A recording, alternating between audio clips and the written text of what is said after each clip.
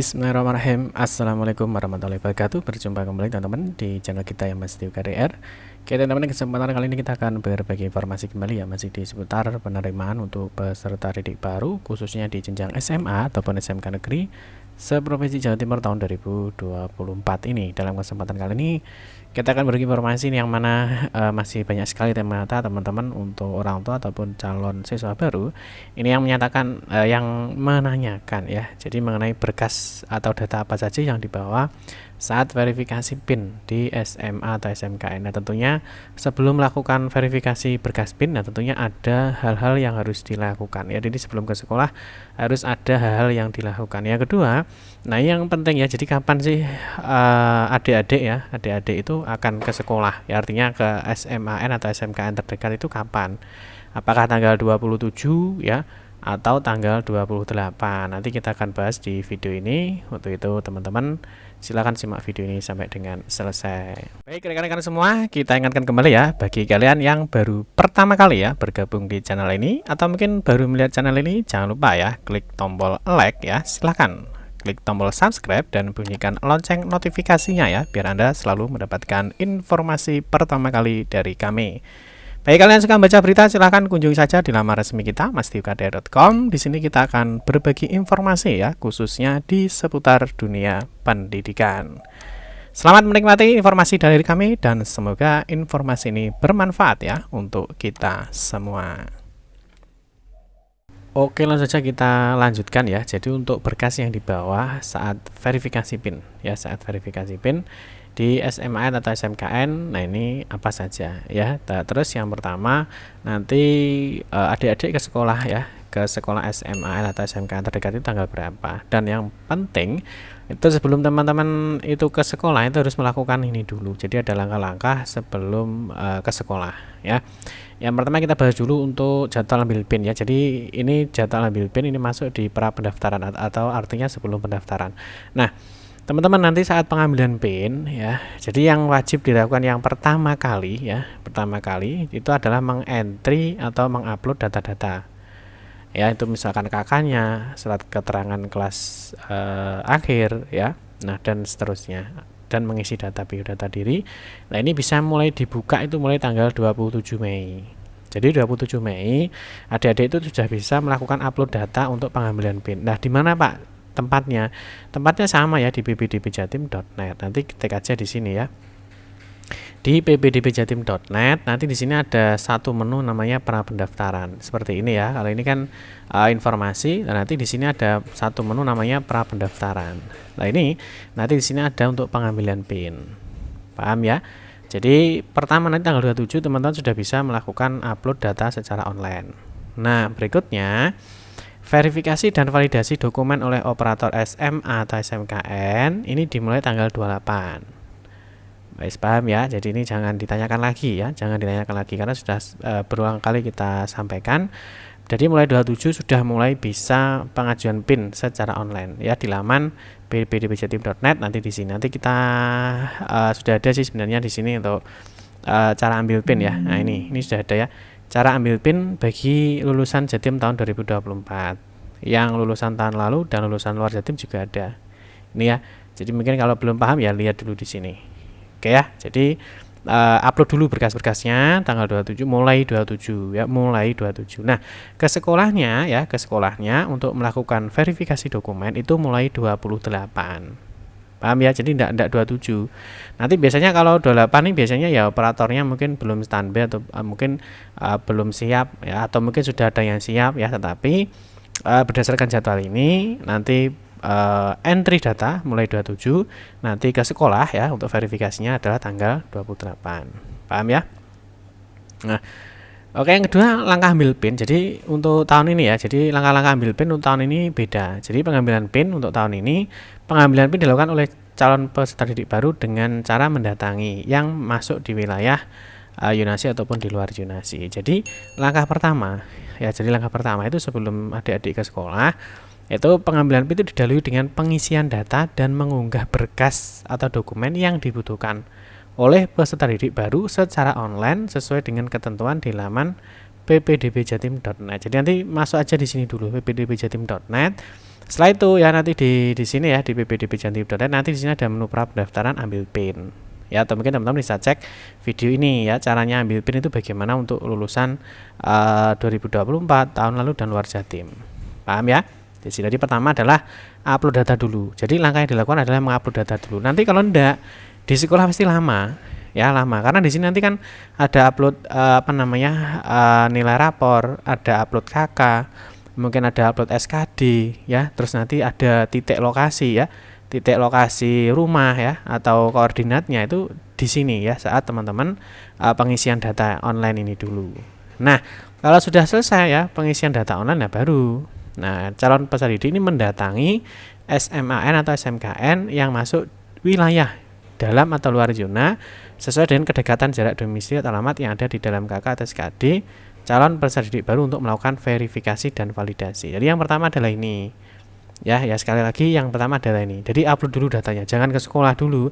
Nah, kalau bingung ke sekolah enggak apa-apa ya tanya-tanya. Tapi biasanya ini nanti kalau sudah agak lama karena kan harus ngentri data banyak. Apalagi untuk yang lulusan tahun lalu atau luar Jatim kan harus membuat akun dulu ya. Terus mengentri nilai rapor dan sebagainya. Tapi kalau lulusan Jatim tahun 2024 kan nanti tanggal 24 kan sudah verifikasi nilai rapor, jadi nggak perlu upload nilai rapornya atau entry nilai rapornya nggak perlu karena sudah dientri oleh sekolah SMP-nya. Paham ya? Jadi pertama ini harus dilakukan, setelah itu kedua. Nah, sekarang yang ini ilustrasinya ya, ilustrasi ambil PIN. Jadi siswa dia mengunjungi laman ppdbjatim.net. Ya, nanti masuk di pra pendaftaran terus dia mengentri data. Ya, mengupload mengisi data biodata KK, mengupload KK, mengupload SKD ya. Terus mengupload nilai rapor, misalkan nilai rapornya belum dientrikan.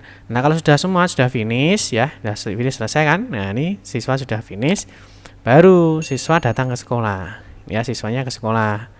Ya, setelah ke sekolah di sini nanti kan diverifikasi datanya oleh operator SMA SMKN ya. Nah, setelah dicek semua oke, data sudah selesai.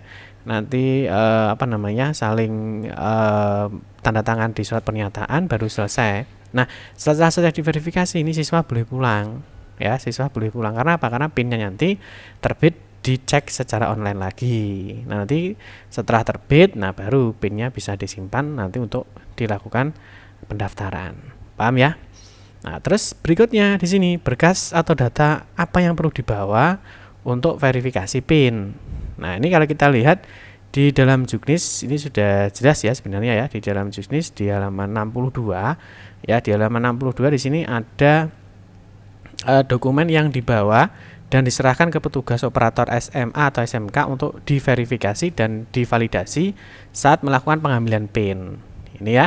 Nah, di sini jelas, cuma kita tekankan dulu ya, ada beberapa dokumen yang memang tidak perlu dibawa. Ini tergantung dari kondisi siswanya. Jadi mungkin kondisi siswa satu dengan lainnya itu mungkin beda. Oke, yang pertama kita cek dulu di sini. Jadi dokumen yang dibawa diserahkan ke petugas ya. Jadi yang pertama adalah fotokopi KK dengan menunjukkan aslinya. Ya, jadi yang dibawa adalah fotokopi dengan menunjukkan aslinya. Dia aslinya dibawa tapi ditunjukkan tok, tidak ditinggal. Paham ya? Ini boleh KK lama, KK baru ya. Kalau KK-nya baru berarti dilampiri sesuai dengan persyaratan. Paham ya? Ya, terus yang kedua, nah ini kondisional. Kondisional artinya apakah siswanya itu berada di keadaan bencana alam ya. Nah, nanti kalau dengan status siswanya yang berada di keadaan bencana alam, maka dia membawa SKD, fotokopi SKD dengan membawa aslinya dan surat keputusan dari BPBD ya. Nah, ini yang menerangkan bahwa memang di daerah tersebut terjadi bencana. Ini kondisional ya, poin 2 ini kondisional ya. Makanya kita kasih warna biru. Ini mungkin siswanya ada yang membawa, ada yang enggak. Ya, karena ini kondisional. Tapi kalau satu wajib. Terus yang kedua, fotokopi SKD ya. SKD lagi yang menunjukkan hasilnya. Nah, dan fotokopi surat izin atau surat keputusan pendirian lembaga dari instansi yang berwenang. Nah, ini bagi calon siswa yang berdomisili di pondok pesantren, panti asuhan atau panti sosial. Nah, ini dilihat dulu kondisinya. Apakah siswa itu nanti misalkan berada di pondok pesantren, panti asuhan atau panti sosial apa enggak? Kalau iya, maka dia berarti membawa SKD ini, ya. Tapi kalau misalkan enggak Pak, ya ini enggak perlu dibawa. Jadi ini artinya di poin 2 dan 3 ini kondisional tergantung dari siswanya. Nah, kalau di poin 4 ini wajib ya, fotokopi ijazah. Nah, ijazah ini untuk siswa lulusan tahun lalu ya.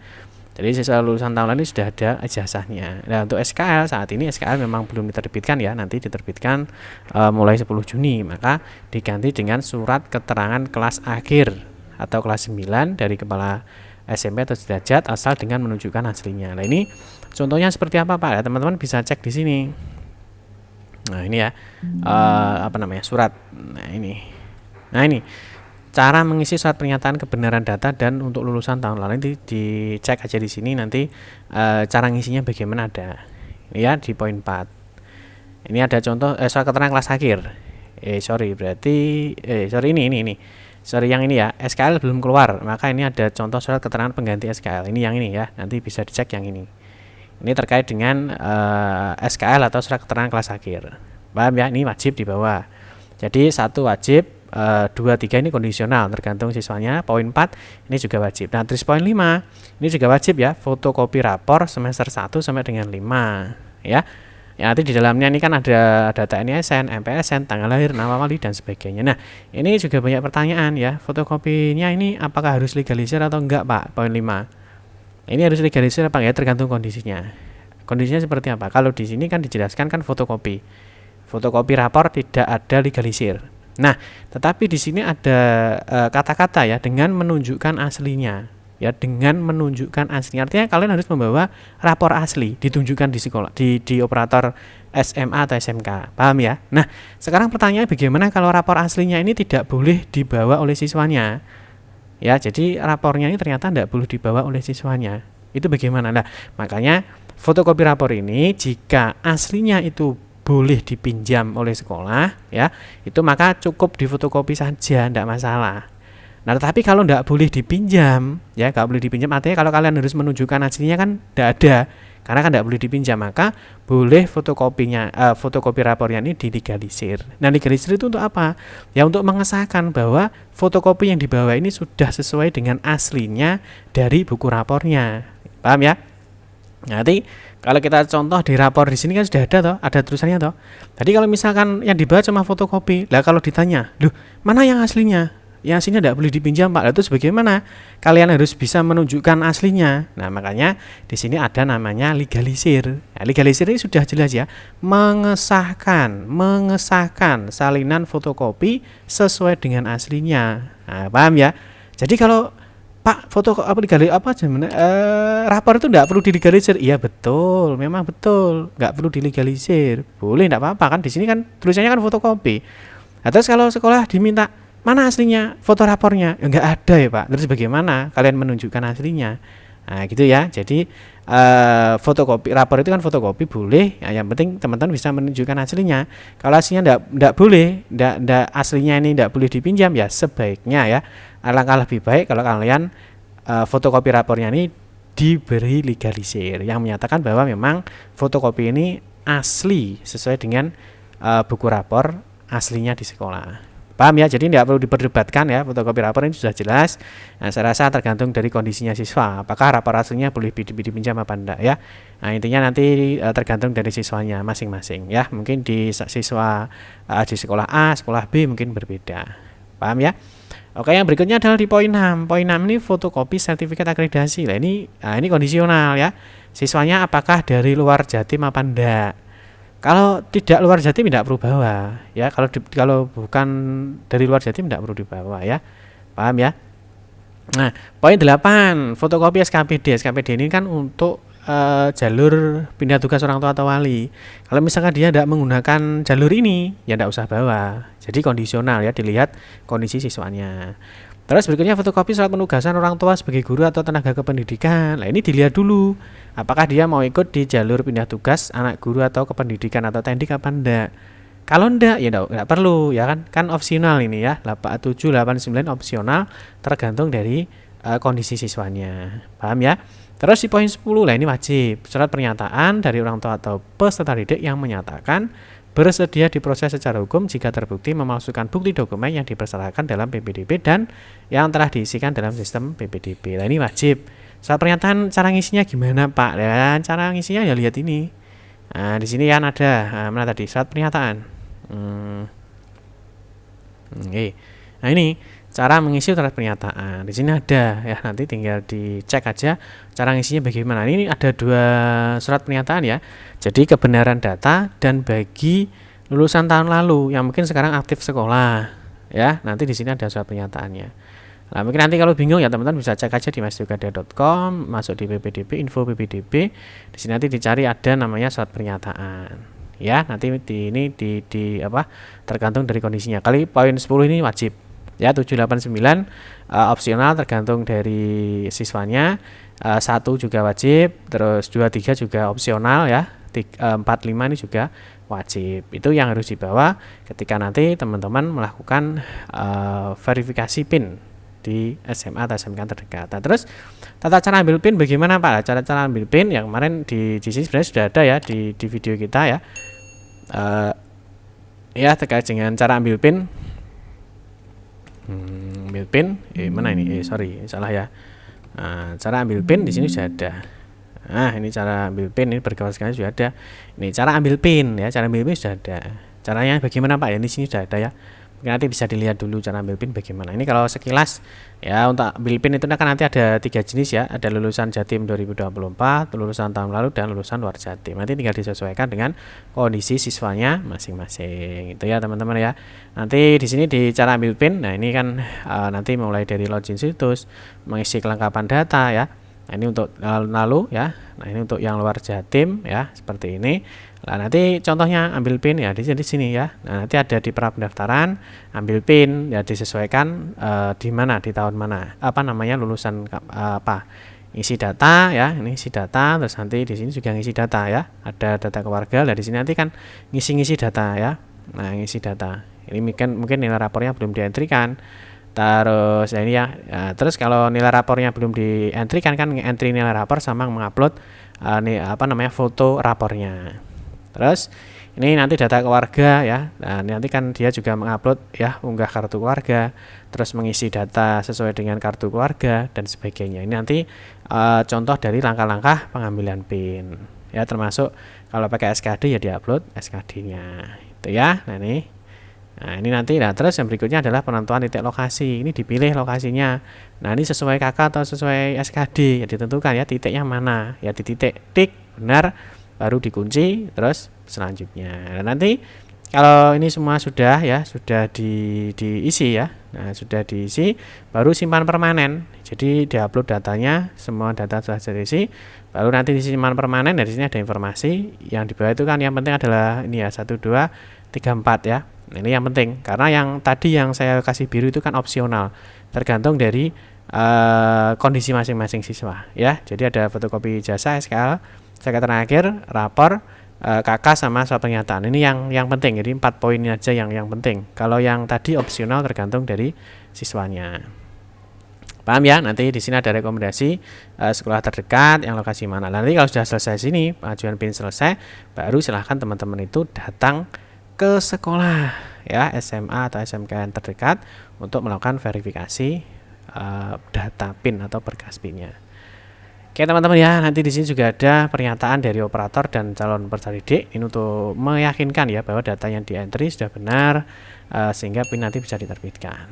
Oke ya, nanti kita akan bahas apa namanya di pertemuan berikutnya ya, mengenai yonasi radius, yonasi sebaran dan sebagainya. Ya, untuk itu, nah semoga informasi ini bisa dipahami ya. Semoga nanti orang tua ataupun siswa tidak bingung ya terkait berkas apa yang dibawa, terus kapan ke sekolah, apa yang harus dilakukan sebelum verifikasi PIN ke SMA atau SMKN.